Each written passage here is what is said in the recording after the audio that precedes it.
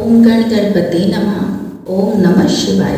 कर्पूर गौरम करुणावतारम संसार सारम भुजगेंद्रहारम सदा वसंतम हृदयारविंदे भवम भवामी सहितम नमामि।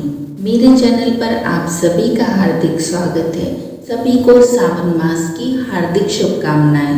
आज हम श्रावण मास महात्म्य के चौथे अध्याय का पाठ करेंगे।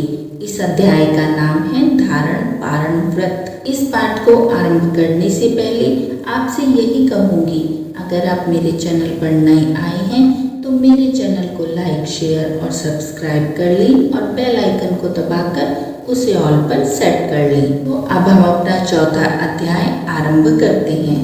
भगवान शंकर ने ब्रह्मपुत्र से कहा कि हे ऋषिवर, अब मैं तुम्हें धारण पारण व्रत के बारे में बतलाऊंगा। पूर्व प्रतिपदा तिथि को पुण्य वाचन करवाने के बाद मेरा व्रत धारण करना चाहिए।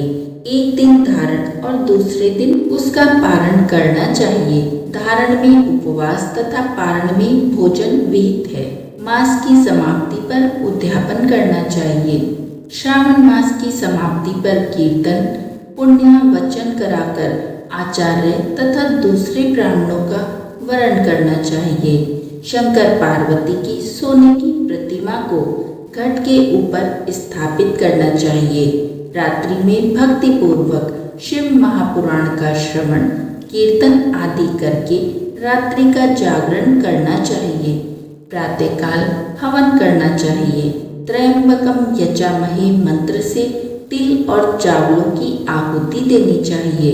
वामदेवाय विद्महे महादेवाय धीमहि तन्नो रुद्र प्रचोदयात्। इस मंत्र से घृत और चावल की आहुति देनी चाहिए।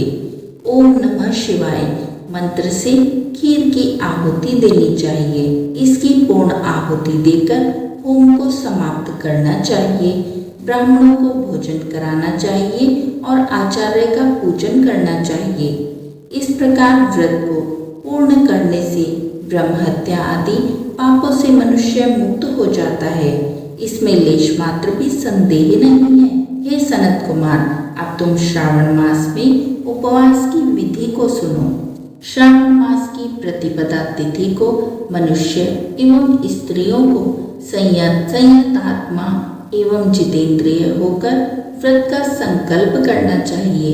अमावस्या के दिन लोगों को वृषभ ध्वज भगवान महादेव का षोडोपचार विधि से पूजन करना चाहिए। ब्राह्मणों को वस्त्र अलंकार देकर उनका पूजन करना चाहिए। उन्हें भोजन कराकर दक्षिणा देकर हाथ जोड़कर विदा करना चाहिए। इसी तरह मास उपवास का व्रत मुझे प्रीतिदायक है। 1,00,000 संख्या वाली रुद्रवती विधि से करना चाहिए। इस विधि को हे सनत कुमार ध्यान पूर्वक सुनो। यह संपूर्ण सिद्धियों को देने वाली है। साधारण रुई की 11 बत्तियां निर्मित करें। इन बत्तियों को रुद्र बत्ती नाम से जाना जाता है। श्रावण मास के प्रथम दिन इस विधि से संकल्प करें। श्रावण मास में देवों के देव महादेव हैं। मैं भक्ति पूर्वक गौरीश की 1,00,000 बत्तियों से आरती करूंगा। यह संकल्प करके प्रतिदिन 1,000 बत्तियों द्वारा पूजन करना चाहिए। व्रत की समाप्ति पर 71,000 बत्तियों से आरती करनी चाहिए या प्रतिदिन 3,000 बत्तियों से आरती करके अंतिम दिन 13,000 बत्तियों से आरती करनी चाहिए या एक ही दिन में 1,00,000 बत्तियों से आरती करनी चाहिए। यह बत्तियां मुझे सबसे अधिक प्रिय हैं। इनको शुद्ध घी से ही प्रज्वलित करना चाहिए। इसके बाद सदाशिव का पूजन करके कथा सुननी चाहिए। सनत कुमार भगवान रुद्र से बोले कि हे महादेव, मुझे अब आप यह बताने का कष्ट करें कि इस व्रत का प्रभाव क्या है, इस व्रत को किसने किया है और इस व्रत के उद्यापन की क्या विधि है। ये सब बातें आप मुझसे विस्तार पूर्वक कहिए। भगवान शिव ब्रह्मपुत्र सनत कुमार से बोले कि तुमने जो मुझसे पूछा है उसको मैं तुम्हें बतलाता हूँ, तुम उसे ध्यान पूर्वक सुनो। यह व्रत सब व्रतों में श्रेष्ठ और महान पुण्य को प्रदान करने वाला है तथा तथा संपूर्ण उपद्रवों को नाश करने वाला है। यह व्रत पुत्र, पौत्र और सौभाग्य को प्रदान करने वाला माना जाता है। सत्य तो यह है कि तीनों लोकों में रुद्रव्रत जैसा कोई दूसरा व्रत नहीं है। इसके संबंध में मैं तुम्हें एक कथा सुनाता हूँ। शिप्रा नदी के किनारे उज्जैनी नाम की एक नगरी है।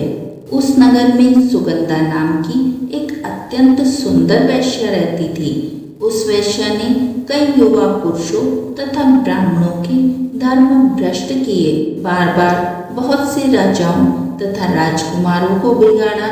इस प्रकार उसने अनेकों व्यक्तियों को बुरी तरह से लूटा और लूटने के बाद धक्के देकर घर से बाहर निकाल दिया। अब वे सम्मानित नागरिक शर्म के मारे किसी को अपना मुंह तक न दिखा सकते थे। उस सुगंधा वैश्य के शरीर से निकली सुगंधी एक कोस तक फैलती रहती थी। पृथ्वी पर उसके रूप लावण्य की ख्याति दूर दूर तक फैल गई। वह गायन विद्या में 6 राग तथा 36 रागनियों में निपुण थी। नृत्य में वह रंभा आदि देवांगनाओं को भी पीछे छोड़ चुकी थी। एक बार वह वैश्या शिप्रा नदी के तट पर गई। वहां उसने सब और ऋषियों को देखा। कुछ ब्राह्मण स्नान कर रहे थे तो कुछ भगवान शिव या भगवान विष्णु की अर्चना कर रहे थे।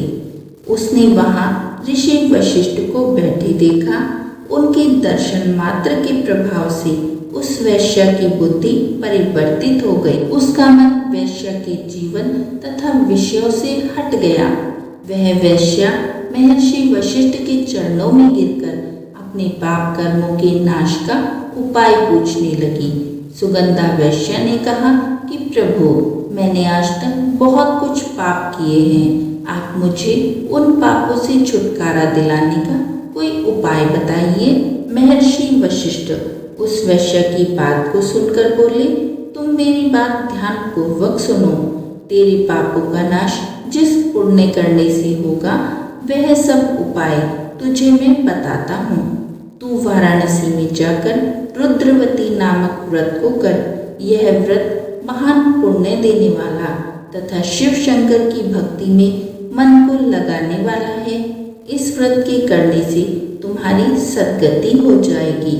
महर्षि वशिष्ठ के ये वचन सुनकर वह सुगंधा नामक वैश्या अपना खजाना, नौकरों और मित्रों को लेकर वाराणसी को चली गई।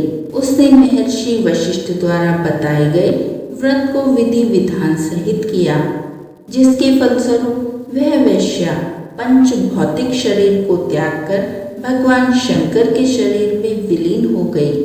जो भी स्त्री इस व्रत को जिस इच्छा को लेकर करती है उसे वह अवश्य प्राप्त होती है। हे सनत कुमार, अब तुम माणिकवर्तियों का महात्म्य सुनो। माणिकवर्तियों का व्रत करने से स्त्री मेरे अर्धासन की भागीदारी बन जाती है। वह स्त्री महाप्रलयांतक तक मेरी प्रिया होकर निवास करती है। अब मैं तुम्हें इस व्रत की पूर्ति के लिए इसकी व्रतोद्यापन विधि बताता हूँ। इस व्रत को करने वाली स्त्री पार्वती सहित शंकर की प्रतिमा को स्थापित करे। शिव पार्वती की प्रतिमा स्वर्ण की बनी होनी चाहिए तथा वृषभ की प्रतिमा चांदी की बनी होनी चाहिए। यथाविधि पूजन करके रात्रि का जागरण करें। प्रातःकाल नदी में जाकर स्नान करें। भक्ति पूर्वक आचार्य का वरण करें तथा 11 ब्राह्मणों के द्वारा घी, पायस एवं बेलपत्रों से हवन कराना चाहिए अथवा रुद्र सूक्त, रुद्र गायत्री या मूल मंत्र द्वारा हवन कराना चाहिए। पूर्ण आहुति कर आचार्य आदि की पूजा करके 11 ब्राह्मणों को जोड़े सहित भोजन कराना चाहिए। इस प्रकार जो भी स्त्री व्रत पूरा करती है वह संपूर्ण पापों से मुक्त हो जाती है। स्थापित सामग्री घट, शिव पार्वती की प्रतिमा आदि आचार्य को समर्पित करने चाहिए। इस व्रत को करने वाली स्त्री एवं उसके पति को 1000 अश्वमेघ यज्ञ के फल की प्राप्ति होती है। इस प्रकार ये धारण पारण व्रत नामक चौथा अध्याय यही समाप्त होता है। कोई त्रुटि हुई है तो क्षमा कीजिए। बोलिए ओम नमः शिवाय। नारायण नारायण।